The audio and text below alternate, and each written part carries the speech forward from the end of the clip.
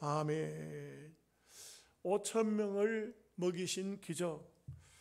이 사복음서, 마태복음, 마가복음, 누가복음, 요한복음, 이 사복음서에 오늘 이 얘기가 다 나옵니다.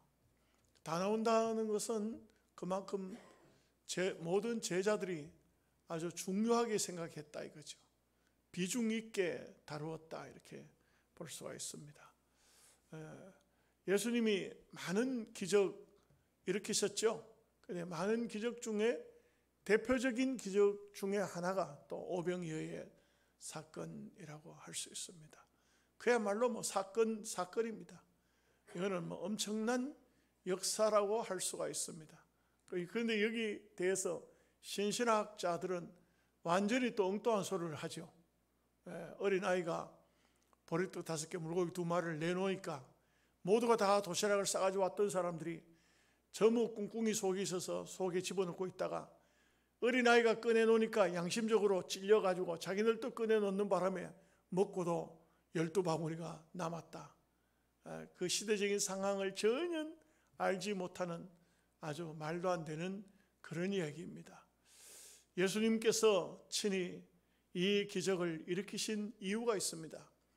요한복음 6장을 보면은 내게 오는 자는 줄이지 아니하리라. 나는 생명의 떡이라.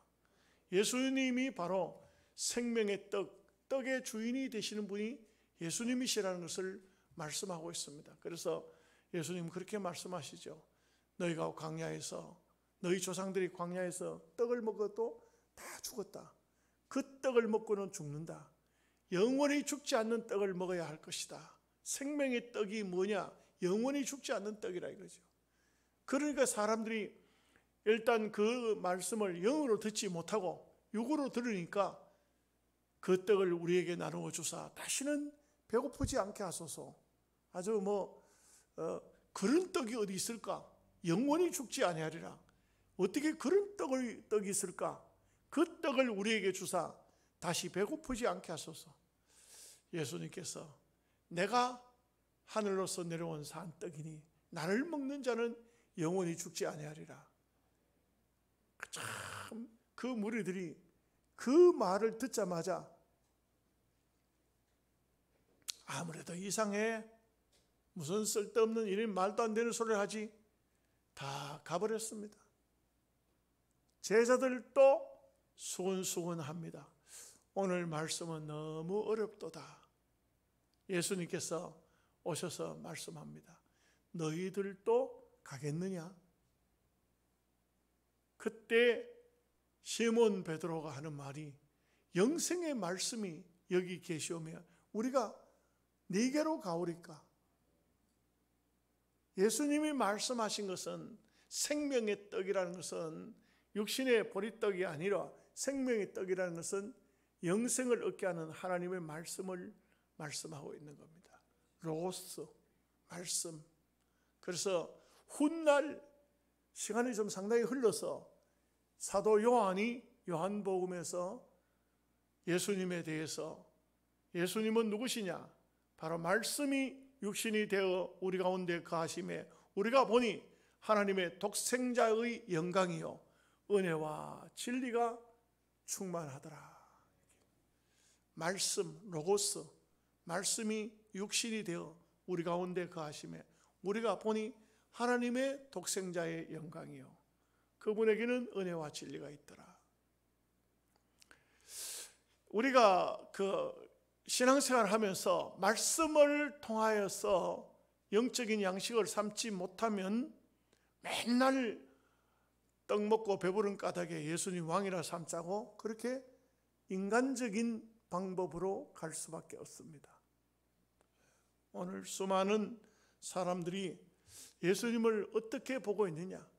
예수님을 통해서 정치인들은 출세의 도구로 삼으려고 합니다. 그래서 교회 가면 표를 좀 많이 얻을 수 있으니까 교회 가서 헌금 좀 하고 어느 교회에서는요, 저 전라도에서는 국회의원 출마한 사람이 갑자기 와가지고 교인들한테 교회에 와서 헌금을 1억을 했어요. 1억을 헌금했어요. 근데 정치할 때가 아닌 때 와서 감사헌금을 1억을 하든 10억을 하든 무슨 상관이겠습니까? 근데 국회의원 출마해가지고는 헌금하는 거에 괜찮겠지, 1억을 했어. 그런데 그 분을 좋아하는 사람도 있겠지만 반대하는 사람도 있다 이 말이에요. 이걸 갖다가 고소를 해버렸어요. 헌금한 것도 고소가 되더라고. 난리가 났어요. 난리가 났어. 국회의원 될까요? 안 되지. 국회의원도 안 될 뿐만 아니고 교회도 막 온 교인들이 다 그냥 법정에 불려다니고, 이게 해결이 안 돼요. 해결이 안 돼. 여러분, 교회가 1억 받았는데 그게 교인도 제대로, 교인인지 아닌지도 잘 몰라. 그런데 1억을 헌금해 놨는데 교회가 받았어요. 이게 또 목사님이 1억을 받으니 얼마나 좋아. 그래서 막 교회에다 대대적으로 광고를 했어요. 이게 몇 배 물어야 되죠? 몇 배 물어야 돼요? 40배. 맞잖아요. 맞아요? 내가 헷갈리나? 여러분들이 모르나? 그러면 그 교회 팔아가지고 줘야 돼요? 물어야 돼. 교회 땅하고 교회하고 다 팔아도 40억 안 돼요. 그렇잖아요. 이 정치인들이 교회를, 예수님을 어떻게 보느냐? 그저 정치의 도구로, 자기 성공의 길로. 경제인들은 어떻게 보느냐? 교회를 가면 하나님 복 줘서 돈 번다. 여러분, 우리가 교회에 나오는 것이 그런 인간적인 돈이나 벌고 출세나 하고 세상에 어떤 명예를 얻고 그렇게 교회를 나오는 거라면 아직도 큰 착각을 하고 있는 거예요. 그게 아닙니다. 영생의 말씀이 여기 계시오니 우리가 어디로 가오리까? 뭘 원했습니까? 말씀입니다. 예수님께서 내가 너희에게 주고자 하는 것은 영원한 생명이다. 영원한 생명이 뭡니까? 영원한 생명을 얻으려고 하면 영원한 것을 먹어야 돼요. 영원한 것은 이 세상 것은 영원하지 않습니다. 그 어떤 것도 영원한 것이 아무것도 없어요. 영원한 것은 말씀이에요. 말씀이 뭐냐면 노고스예요. 노고스는 영원해요. 노고스만이 영원한 거예요. 그래서 우리가 인간적으로 살다가 인간적으로 끝날 것 같으면은 예수 안 믿어도 돼요. 그렇잖아요. 뭐 하려고 그렇게 힘들어야 예수 믿습니까? 영원의 세계가 없다 할 것 같으면요, 우리 바울이 그런 말을 했어요.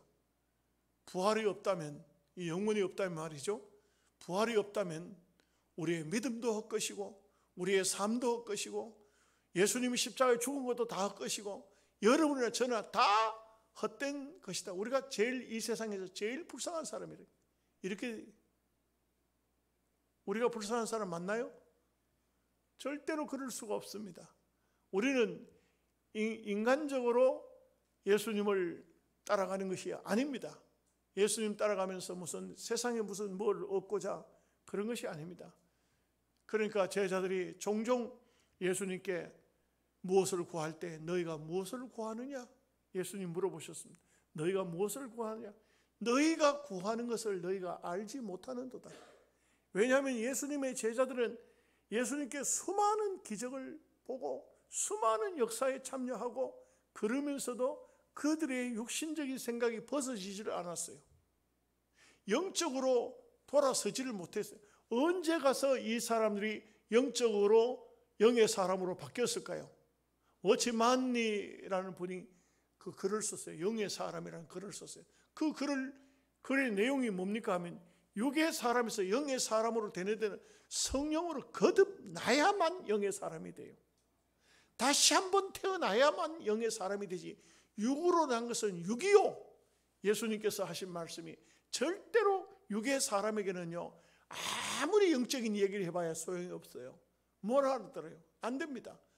실컷 듣고 또 육신적으로 생각한다니까요. 그렇기 때문에 참 우리가 영의 사람이 되어지고 영적으로 생각할 수 있고 영적으로 판단할 수 있고 영적인 삶을 산다는 것은 바로 영원한 생명을 얻었기 때문에 영의 것을 생각하는 거예요. 영원한 생명을 얻지 못했으면 전부 생각하는 건 이 세상밖에 없어요. 전부 육신적이고 정욕적이고 세욕적이고 명예적이고 말초신경 자극적인 그 삶에서 벗어날 수가 없습니다. 여러분,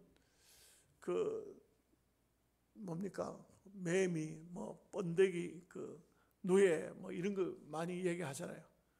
꼬치로 있는 동안에는 자기가 만들어 놓은 그 테두리 안에 그 안에서만 있어야 돼. 밖에 나오면 죽어버려요.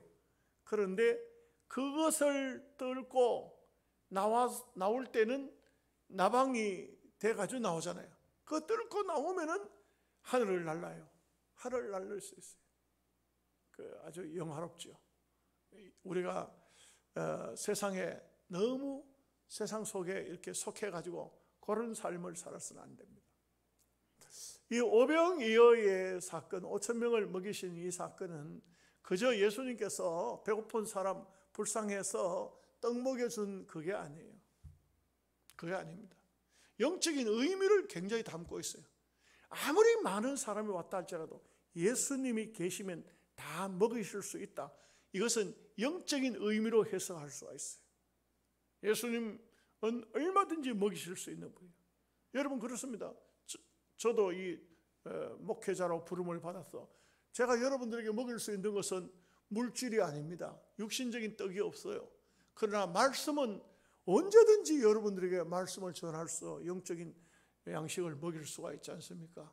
그래서 어찌 보면은 하나님께서 하나님의 그 귀한 사역을 대신하라고 말씀하셨기 때문에 이 직이 귀한 줄 알고 생명을 걸고 이 일을 하는 것이죠. 그래서 이것은 우리 하나님의 은혜고 축복이 아닐 수 없습니다. 자, 이제 말씀을 한번 보시겠습니다. 30절 말씀 같이 읽겠습니다. 사도들이 예수께 모여 자기들이 행한 것과 가르친 것을 낱낱이 고하니 31절까지 이르시되 너희는 따로 한정한 곳에 가서 잠깐 쉬어라 하시니 이는 오고 가는 사람이 많아 음식 먹을 겨를도 없음이라. 여러분, 우리가 지난 주일날 오후에 세례요한의 죽음에 대해서, 순교에 대해서 말씀을 헌신 예배로 앞에 말씀을 대신했습니다. 근데 사실 이 말씀, 세례요한의 죽음에 대한, 순교에 대한 말씀은요, 묘하게도 이 예수님이 사역 중간에 따고 들어온 말씀이에요. 예수님의 사역을 쭉 이어나가는데 그 중간에다 하나 집어넣은 말씀이에요. 그러면 이 말씀을 빼면 어디로 돌아가야 됩니까?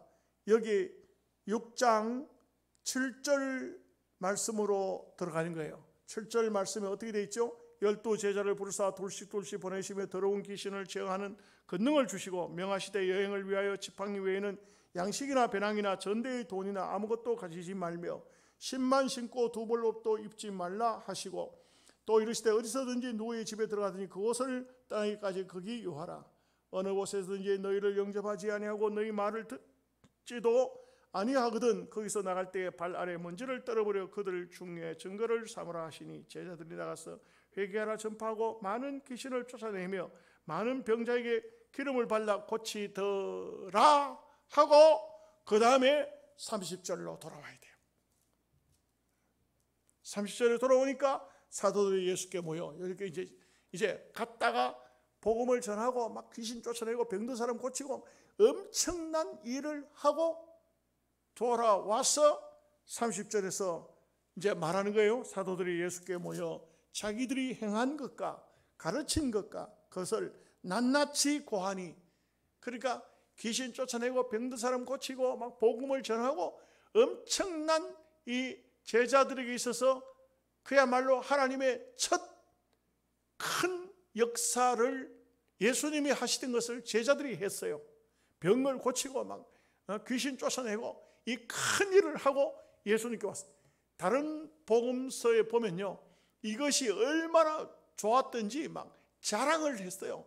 엄청날 거 아니에요. 여러분들 중에도 누군가가 아픈 사람이 있는데 기도했더니만 나서 버렸어. 귀신 들은 사람인데 막 기도했더니만 귀신이 나가 버렸어. 그냥 있겠어요?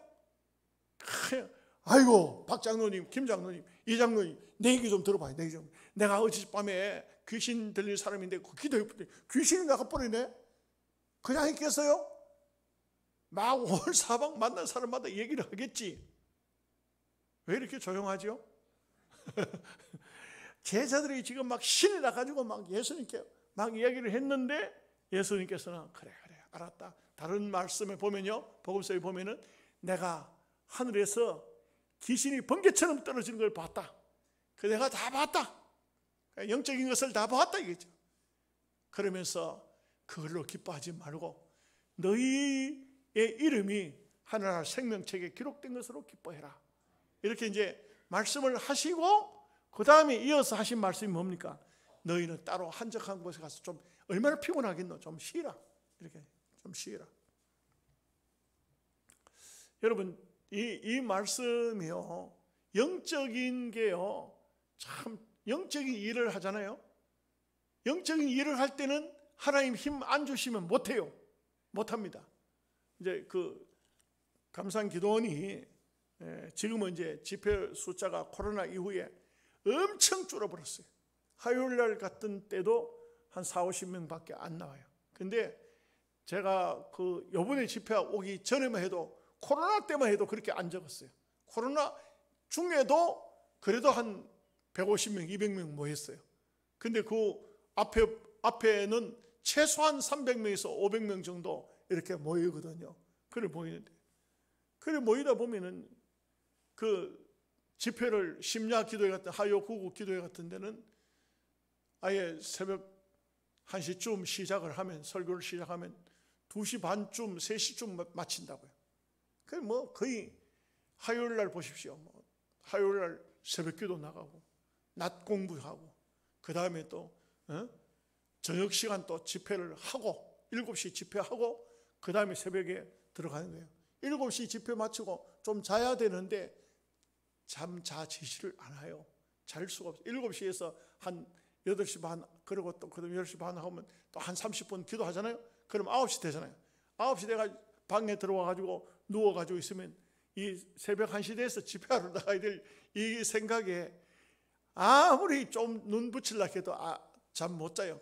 그 하루 종일 설교한 거예요. 하루 종일 설교를 한 건데 어떤 때는 또 강사 없다고 오후 3시까지 설교를 해달라고 그래요. 그러면 막 오전 설교, 오후 설교, 저녁 설교, 이거 뭐 새벽 설교, 온종일도록 설교하고 그리고 이제 심야 기도 들어가는 거예요.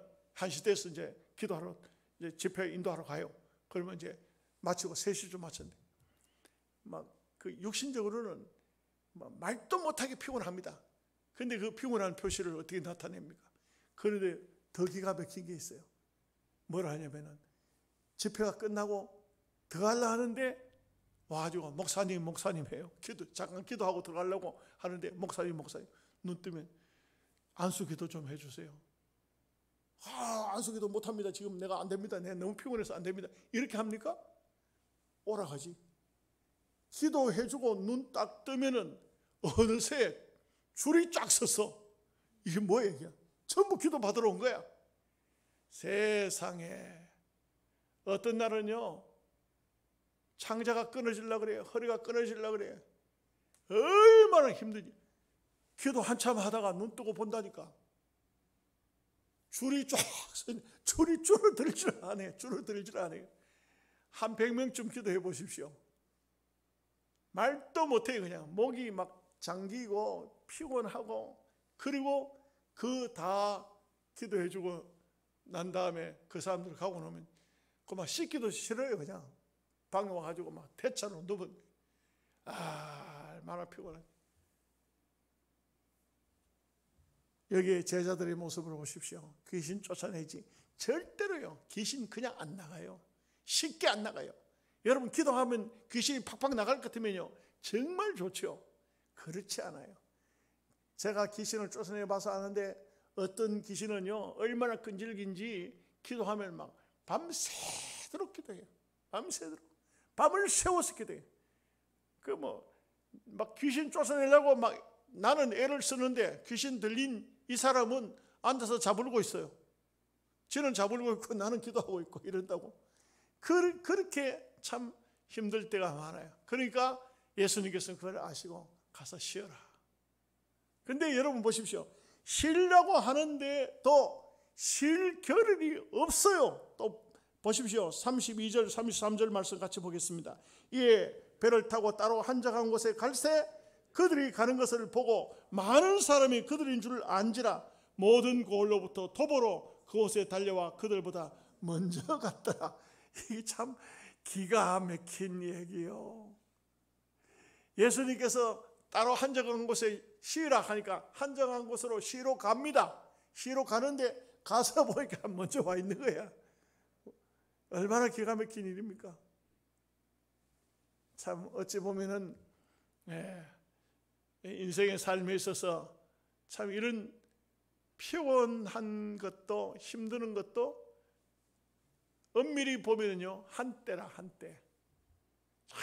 참 힘들고 고생스럽고 땀 흘리고 힘들지만 여러분 한번 따라해 보십시다. 그때가 한창일 때, 그때가 전성기 때, 그때가 좋을 때.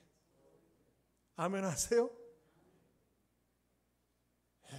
그때가 좋을 때요.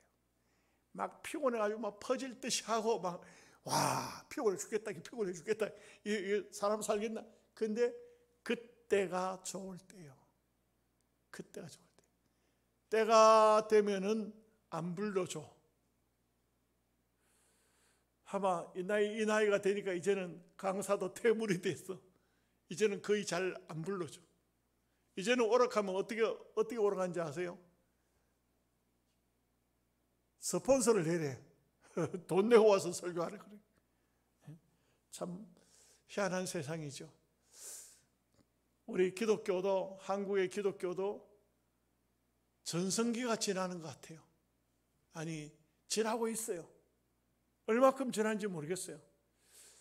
정말 한창일 때 신학교에 입학을 하러 가면 여러분 총신대학교에 석사반이 있죠. 석사반. 정상적으로 대학을 졸업하고 석사반에 사람을 몇 명을 뽑느냐 하면 30명을 뽑아요. 30명, 1년에 30명씩 석사가 나와요. 그런데 그 석사반에 지원자가 몇 명이 오느냐 하면 적게 와도 최고 적게 와도 10배 이상 나와요. 300명은 무조건 넘어요. 여러분 뭐 별로 관심도 없는데 300명이 무조건 넘어가요. 그런데 작년부터 총신대학교에 미달이 된다는 거죠. 전성기가 지났다. 때가 지났다. 한국교회가 어찌 될꼬. 목사가 너무 많아가지고 70 정년을 정했잖아요. 그런데 이제는 목사 지원자가 없어요. 지원자가 점점 줄어들어요.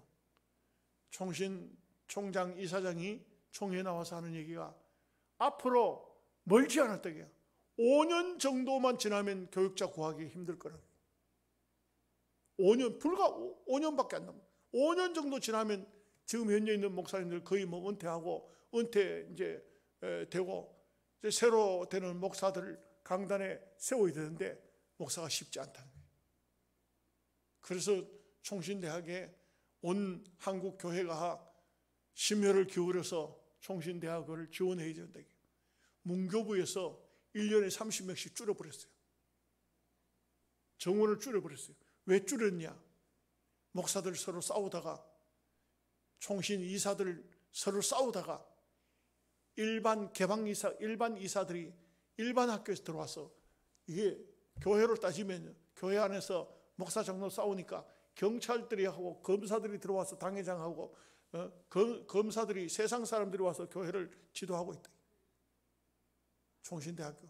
그걸 몇 년을 겪었어요. 이제 그 사람들 물러갔어요. 이제 그 사람들은 물러갔어요. 물러가고 난 다음에 그 다음에도요. 아직도 그 후유증이 그냥 남아있어요. 복구가 안 되는 거예요. 복구가 안 되는 거예요. 참 조심해야 돼요.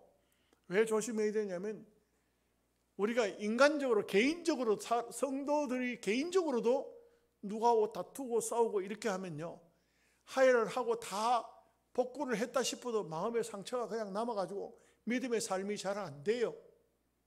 아멘 하십니까? 절대로요. 왜 아멘이 이렇게 희미해요? 기회가 생기면 한 파씩 할 거예요? 절대 그러면 안 돼. 아무리 가까운 부부 사이라도 싸우고 나면 기도가 안 돼요. 성경이 말씀했어요. 여러분 에베소서 배워보면 또 나옵니다. 이제 아내를 사랑하라. 왜? 기도가 막히지 않기 위해서. 이렇게 하고 있어요. 그래서 우리가 믿음의 삶이라는 것은 전성기가 있어. 전성기. 그 때가 지나면 안 돼요. 참 조심해야 됩니다. 자, 34절 말씀입니다. 예수께서 나오사 큰 무리를 보시고 그 목자 없는 양 같음으로 인하여 불쌍히 여기사 이에 여러 가지로 가르치시더라. 그 예수님도 실제 지금 예수님의 제자들도 예수님도 최고의 최전성기예요. 이 시간 지나고 나면은 그 다음에는 예수님이 이 그 떡 먹고 배부르던 사람들, 호산나 찬송 부르던 그 사람들 입에서 십자가에 못 박으라고 고함 지르는 거예요. 배신자가 됩니다. 인간 배신자들. 여기도 뭐 누구라고 말할 수는 없고 섞여 있겠죠. 어디에나 마찬가지예요. 인생 살면 보면 다 해 뜨는 아침도 있고 석양에 노을이 질 때도 있어요. 다 인생의 삶이라는 것은 다 그때가 있다. 각오해야 돼요. 각오해야 됩니다. 언제나 좋은 날만 있는 것은 아니에요. 이 세상에는 그래요. 그래서 참 우리도 다 그렇잖아요. 여러분들도 뭐 여기 아직도 젊은 분도 계시는데 젊은 분들은 아직 잘 모를 거예요. 연세 좀 잡수신 분들, 이제 한 뭐 60, 70, 80 되시는 분들, 한때는 다 이뻤잖아요. 그죠? 다 이뻤죠? 안 그래요?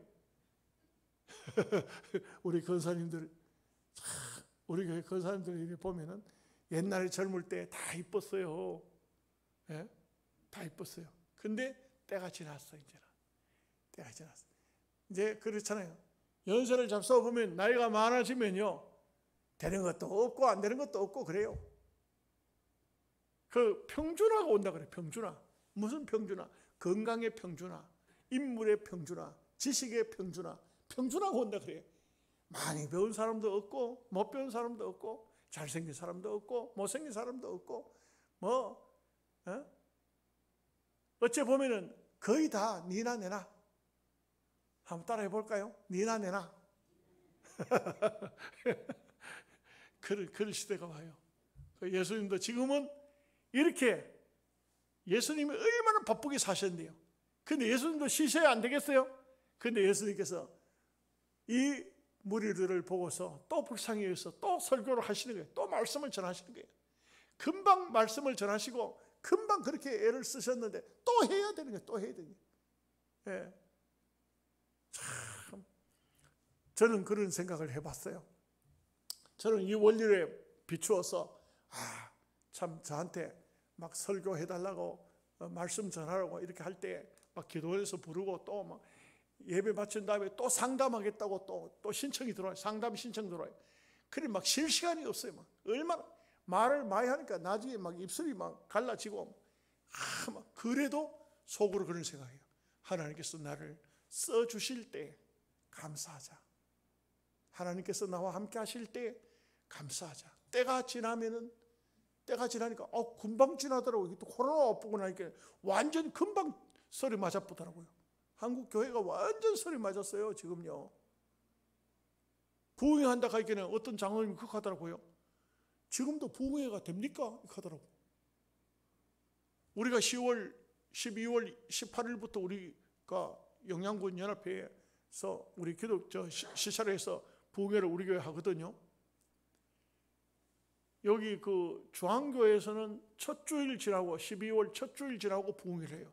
이덕진 목사가 오더라고.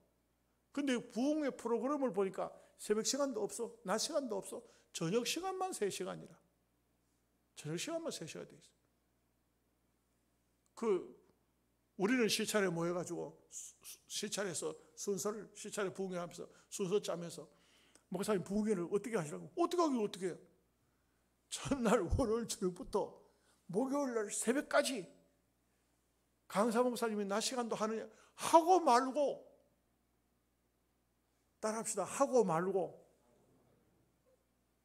언제나 하는 게 아니에요. 벌써마요 다른 장로님들이 묻더라고. 목사님 요즘에도 부흥회가 됩니까? 안 된다고 생각하고 못한다고 생각하고 그러니까 안 되는 거지. 여러분 또 한번 따라합시다. 할 수 있는 데까지 하자. 할 수 있는 데까지 하자. 왜 이미 미리 포기하냐 이 말이에요. 미리 포기하냐. 안 돼요. 우리는 그렇게 하면 안 돼요. 우리 시대에 우리에게 주어진 것은 다 해야 돼요. 자, 35절 36절 말씀 보겠습니다. 같이 보겠습니다. 때가 저물어 가매 제자들이 예수께 나와 여짜오되 이곳은 빈들이요 날도 저물어 가니 무리를 보내어 두루 촌과 마을로 가서 무엇을 사 먹게 하옵소서.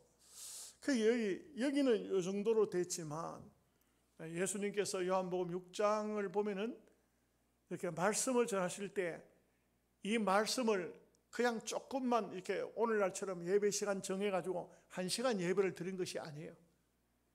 그냥 베스다 강야에서 하루 진종일 말씀을 전하신 거예요. 진종일 하루 종일 말씀.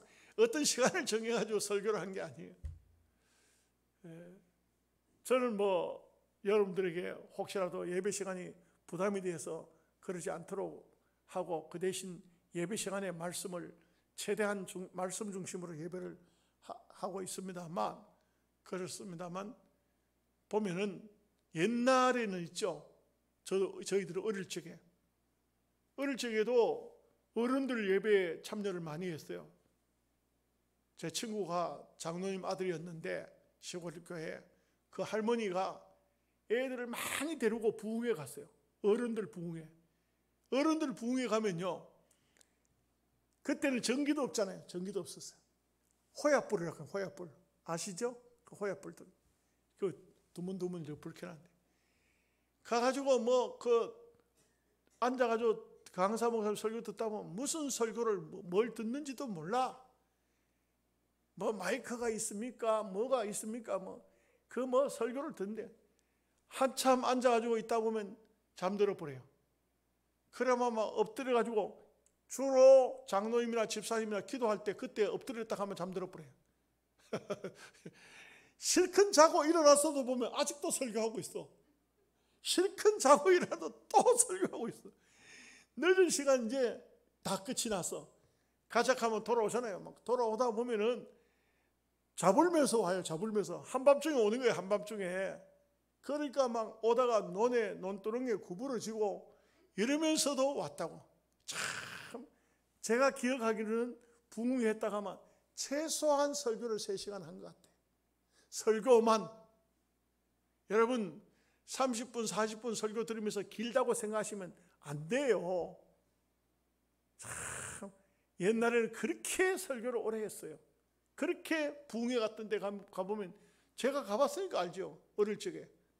그렇게 부흥회가 열리면 또 꼭 그 권사님이 자기 손자 시켜가지고 부흥회 가자고 또 부르러 와요. 동네 애들 전부 쭉 데리고 어른들 안 가도 이웃 동네까지 부흥회를 가고 이렇게 했다고. 자, 37절 말씀 다 함께 같이 보겠습니다. 대답하여 이르시되 너희가 먹을 것을 주라 하시니 여짜오되 우리가 가서 200데나리온의 떡을 사 먹으리이까. 그러니까 이 제자들에게는 떡이 없었다 이 말이에요. 그러니까 200데나리온 가면은 그 당시 돈으로 상당히 액수가 많은 돈이에요. 하루 품값이 한 데나리온이거든요. 그러면 200명이 일해서 얻은 돈이 200데나리온이 된다고요. 그 많은 예수님의 제자들에게 그런 돈이 그만큼 있기나 했겠어요. 200데나리온 떡을. 그리고 또 200데나리온 떡을 한 번에 어디서 파나요? 빵 공장이 있나요? 여기 제자들이 지금 이 말을 하고 있지만 지금 말도 맞지도 않고 희황한 말을 하는 거예요. 돈도 200데나리온도 없을 뿐만 아니라 200데나리온이 돈이 있다고 합시다. 그 떡을 어디 가서 한 번에 구입을 합니까? 유대인들은요, 빵이 주식이기 때문에 또 우리처럼 이렇게 빨리 이렇게 그 빵처럼 밀로 만든 빵은 자칫 잘못하면 요즘에는 뭐 잘 만들어 놓다 보니까 잘 상하잖아요. 옛날 유대인들은 잘 상하지는 않아요. 그래서 떡을 구워놓고 이렇게 하기 때문에 좀 오래 가기는 합니다만 이렇게 많이 만들지는 않아요.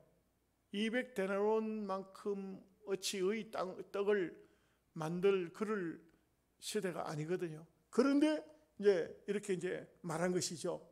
제자들이 그렇게 말한 거예요. 그런데 예수님께서는 요한복음을 보면 어떻게 하실 것을 미리 아시고 제자들을 시험하시려고 물어보셨다.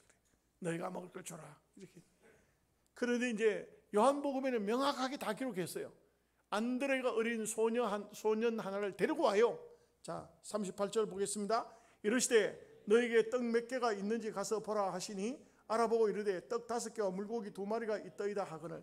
근데 여기 떡 5개 물고기 2마리 했는데 여기 그 있더이다 했는데 있더이다가 아니고 요한복음을 보면 안드레가 어린 아이 하나를 데리고 예수님께 와요. 그런데 어린 아이가 가지고 있는 게 밀떡이 아니고 보리떡이었어요.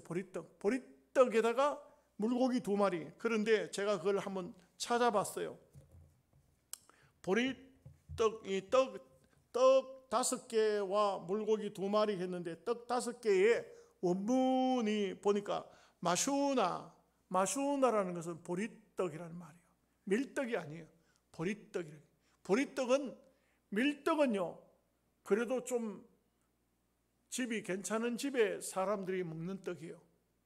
밀떡과 보리떡은 차이가요, 보리밥과 쌀밥하고 거의 같이 생각하면 돼요.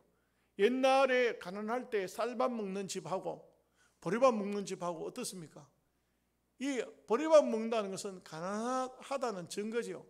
더 가난하면 뭐 옛날에는 보리밥도 잘 못 먹어요. 좁쌀을 가지고 그래가지고는 그 조밥을 해서 조밥도 못 먹는 사람이 있어요. 너무 가난하면 거기다 또 막 콩잎, 팥잎 막 잔뜩 넣어가지고 또 더 가난하면은요 조당수라 하네요. 조당수. 여러분 조당수 아세요? 좁쌀 한 주먹 넣고 물을 한 바게스 들어붓고 죽을 끓이면 좁쌀이 동동 뜬다고요. 이 풀죽이야, 풀죽. 말이 음식이지 음식이 아니라고. 그게 우리가 참 우리 옛날 그 조상들이 얼마나 가난하게 살았고 초근목피 벌써 아마 이때쯤 되면은요, 지금 이때쯤 되면은 그냥 고구마 한 개 이런 정도로 식사 때우는 거예요. 그렇게 가난했어요. 봄이 되기 전에 아마 양식이 떨어진 가정이 너무 많았어요. 너무너무 배고픈 시절이겠죠. 우리 조상들이 다 그래 살았어요. 그 유대인들도 별반 다르지 않았어요. 어쩌면 우리나라보다도 땅 평수가 농사 지을 만한 땅이 더 없었어요. 그리고 노는 유대 나라에는 논이 거의 없어요. 논이 없어요. 쌀 농사는 거의 없어요. 보리하고 밀밖에 없어요. 곡식은. 그런데 여기도 어린 아이 하나가 보리떡을 싸가지고 왔다. 보리떡. 밀떡이 아니에요. 그래서 원문 성경으로 보면 떡 5개가 마슈나 보리떡이랬다. 그 다음에 물고기는 이쿠수스라는 말인데, 물고기 이쿠수스라는 것은 작은 물고기. 작은 물고기는 어떠냐? 이게 또 재밌는 게 나와요. 바닷가에서 고기를 잡는데 어부들이 고기를 잡았는데 그물을 털면 그물 밑에 빠져나가는 고기 있죠. 작은 고기들. 이거는 그냥 버려요. 모래사장에 그냥 버립니다. 버리면 갈매기들이 날라와서 주워 먹고, 또 가난한 사람들이 그 고기를 사서 먹을 입장이 안 되니까 바게스 같은 걸 하나 가지고 와서 그 모래사장 위에 그물 털어가지고 버린 고기들 그걸 다 주워가지고 그냥 소금에 절이면 그게 그 보리떡 먹는데 뭡니까? 예? 우리로 말하면 반찬이에요. 반찬. 예? 그렇지 않으면 그냥 그 보리떡만 떼 먹어야 돼요. 그 보리떡 우리는 뭐라 합니까? 개떡이라고 하죠. 개떡. 얼마나 옛날 그 가난한 시절에도 얼마나 배고프면은 얼마나 참 천시를 받으면 개떡이라 했을까? 우리나라 쳐놓고 개랄 말이 들어가는 건 좋은 소리 아니에요. 전부 사람도 개 소리가 들어가면은 그냥 아주 나쁘게 봐요. 그렇게 이게 아주 별 것도 아닌 이런 것을 예수님께 가져왔는데 그 당시 사람들이 어떠했는가 하는 것을 알 수가 있어요. 그 사람들 모두에게 이 떡을 먹게 하고 넉넉하게 먹게 했다는 것, 이것이 바로 예수님이 생명 주인이라는 근거지요. 39절 40절 말씀 봅니다. 제자들에게 명하사 그 모든 사람으로 때를 지어 푸른 잔디 위에 앉게 하시니 때로 100명씩 또는 50명씩 앉은지라. 그 참 이 식사 시간 아마 점심 시간도 지났고 저녁 시간 됐는데, 요즘에는 우리 한국 사람들 다 세 끼리 먹죠. 거의 세 끼리 먹지 않습니까? 근데 저 남미라든지 이런 곳에 가보면 거의 두 끼리 먹어요. 그 사람들이 거의 보면 식문화가 세 끼리 먹는 데가 잘 없어요. 정말 우리 한국 사람들 같은 경우는 아주 잘 먹는 거예요. 그래, 우리 한국 사람들 얼굴을 보면요, 윤기가 조르륵 흘러요. 저 중남미라든지 이런 사람들을 보면요, 얼굴이 꺼묵틱틱한 게 햇볕도 강하지만 완전히 막 처녀들도 참 이쁘다가도 시집가고 하면 그 다음에 막 얼굴 관리도 안 하고 하면요, 얼굴에 죽은 깨가 막 쫙 해가지고 얼굴도 개재재하고, 그리고 또 막 두 끼리 먹으니까 어떻게 됩니까? 한 번 먹을 때 왕창 먹겠죠. 아랫배가 툭 튀어나와서 여자고 남자고 다 키도 조그마한 게 아주 볼품이 없어요. 근데 우리 한국 사람들은 참 하나님의 은혜로 어떻게 세 끼 먹는 나라가 됐는지 몰라요. 여러분 밥 세 끼리 먹으면서 감사해 보셨습니까? 몰라서 감사 못했죠. 참 우리 민족에게는 하나님께서 특별한 여러 가지로 특별한 은총을 주셨고, 또 우리 한국 사람들은요, 주식이 주로 그 육식이 아니고 채식이잖아요. 채식을 먹고 과일을 또 얼마나 좋아하는지 몰라요. 그리고 얼굴이 보면 다 강체가 나요. 빛이 나요.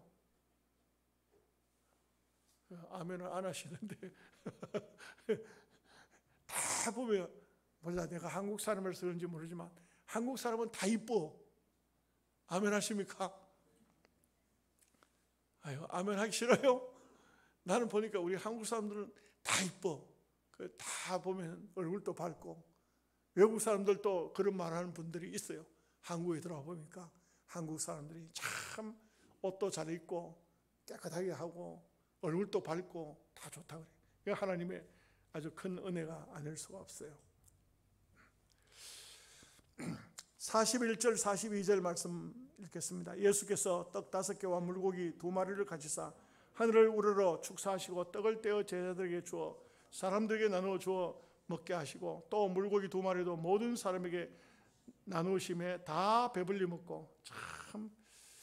참 이 배불리 먹는다, 가난한 시절에 배불리 먹었다. 참 옛날 어려운 시절에 가장 귀한 축복이 뭐냐? 등 따스고 배부르다. 최고로 등 따스고 배부르다. 참 그런 시절이 있었는데, 이제는 먹는 문제 때문에 그런 말을 하는 사람들 잘 없죠. 잘 없어요. 먹는 거 가지고 그렇게 심각하게 생각하는 사람 없어요. 다 먹을 게 넘쳐나고. 저는 가만 생각해 보니까 제가 이게 문제가 있더라고요. 제가 문제가 많아요. 왜 문제가 많아요? 냉장고를 열어보면은 금방 갖다 놓은 거 있잖아요. 그 음식 뭐든지 금방 갖다 놓은 거, 그걸 먹어야 되는데 이걸 들다 보면은 아이고 이놈 상하게 생겼네. 이거 버리고 내가 안 먹으면 먹을 사람이 없네. 내가 안 먹으면 먹을 사람이 없어요. 그래 이걸 먹고 나니까 이걸 안 먹어야 되는데, 지금 갖다 놓은 걸 먹어야 되는데 이걸 먹다 보니까 탈이 문제가 나는 거예요. 그래서 내가 이 배탈이 나고 문제가 생겨가지고는, 그래가지고는 좀 이제는 좀 아까워하지 말고 아낌없이 막 버려버리자. 여러분, 아낌없이 약간이라도 상했다, 문제가 있다 하면 버리셔야 됩니다. 아멘 안 하시네. 그런데요, 근데 그렇게 하고도 또 못 버려. 또 못 버려. 왜? 아마 젊은 분들은 안 그럴 거예요. 근데 우리 같은 사람만 돼도 옛날에 너무 어린 시절 가난하게 성장했어요.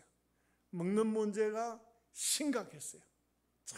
정말 배고픈 삶을 살았어요. 그러다 보니까 원만한 거는 못 버리는 거예요. 저는 옛날에 아이들이 먹다가 라면 끓여서 먹다가 쏟으면요, 그냥 갖다 싱크대에 갖다 집어넣어. 내가 그래가 지금 집사람도 모르게 내가 그거 다 건져가지고 또 씻어가지고 내가 다 먹었어. 그랬어요. 아까웠어. 집사람 보면 난리나. 살아온 환경이 다르거든. 저 사람은 좀 그런 가정에서, 우리 같은 가정에서 안 자랐어. 우리는 땅바닥에 떨어지면 그거 다 주워 먹었어요. 예? 뭐 그거 먹고 뭐 죽나? 안 죽어. 근데 다 버리는 것이 없었어요. 절대요. 고구마 껍질 까가지고 안 먹어요. 그냥 먹지. 왜 까서 먹어요? 다 먹었어요. 옥수수요. 옛날에 어릴 적에 옥수수 주면 덜 익은 옥수수 있죠. 그거는 옥수수만 까먹는 게 아니에요. 먹을 수 있는 데까지는 옥수수 대군까지 다 씹어 먹었어요. 안 먹어보셨구나. 그러니까 모르는 거예요. 그 어린 시절. 근데 참 배불리 먹었다. 이 어려운 환경에 있던 이 사람들, 이 유대인들, 이게 다 우리가 마음에 와 닿아요. 옛날 그런 생활을 살아본 사람은 알아요.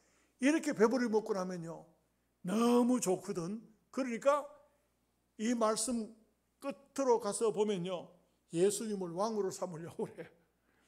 왕은 백성들을 책임지잖아. 예수님만 있으면 먹을 게 넉넉하겠다 싶으니까 예수님을 왕으로 삼으려 하는 거예요. 자, 이제 마지막 말씀 43절 44절 말씀 보겠습니다.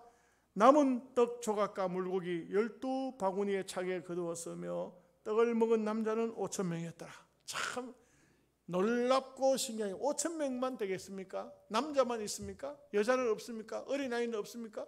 적어도 최소한 10,000명 이상의 사람이 보리떡 5개 물고기 2마리를 먹었다. 이건 뭘 말해줍니까? 예수님만이 생명의 떡의 주인이 되신다. 예수님만이 우리에게 넉넉하게 배불리 먹이실 수 있다. 배불리 먹었다는 건 뭘 얘기합니까?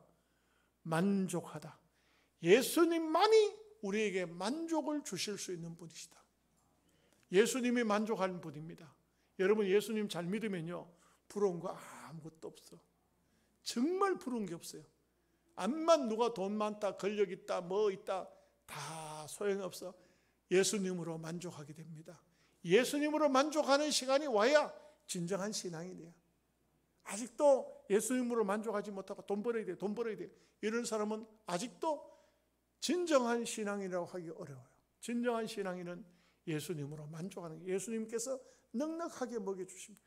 여러분 인생을 살고 마지막 날이 정으로 천국에 갈 때 예수님만 있으면 돼요. 다른 거 다 필요 없어요. 아무것도 없어도 돼요. 예수님만 있으면 돼요. 예수님만 있으면 여러분들에게 만족이 오실 줄로, 또 예수님만 있으면 생명의 떡이 되시기 때문에 배부르게 먹는 귀한 역사가 있을 줄로 믿습니다. 기도하겠습니다.